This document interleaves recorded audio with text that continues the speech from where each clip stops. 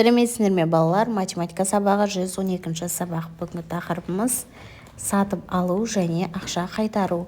Бірінші есепке назар аударайық. Сырым мен Әлияда 100 теңгеден бар. Олардың әрқайсысы 2 тауардан таңдады. Балалар қандай тауарлар сатып алды және олардың әрқайсысында қанша теңгеден қалды дейді. Бірінші, Сырым 80 теңгелік бәліш пен 20 теңгелік конфетті алды. Ал Әлия 70 теңгелік бәліш пен 30 теңгелік бәлішті сатып алды десек, сонда олардың сандарының қосындысы 100 теңгеден болады екен. Енді сен дүкендесің дейді. 2 тауар немесе 3 тауар сатып ал дейді. Қосындыны есепте.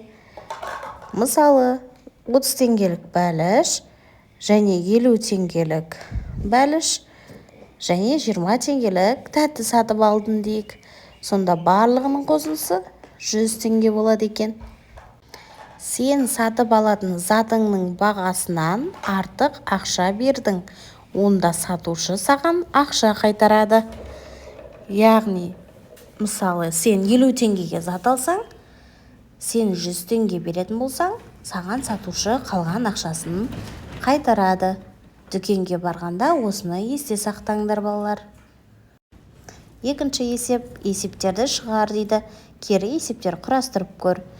Болды 100 теңге, жұмсалды 70 теңге. Қайтарды неше теңге дейді. Шешуі, 100 теңгеден 70 теңгені азайтамыз, сонда 30 теңге қалады екен. Сонда сатушы бізге 30 теңге қайтарды. Екінші нұсқа, болды 90 теңге, жұмсады 50 теңге. Қайтарды неше теңге? Шешуі, 90 теңге азайту 50 теңге тең 40 теңге. Сонда сатушы бізге 40 теңге қайтарды балалар. Жақсы, келесі үшінші есеп. Кестеге қара дейді, есептер құрастыр және шығар дейді. Бізде әмиянымызда 100 теңге бар еді. Оның 30 теңгесін жұмсадық. Сонда неше теңге қалды?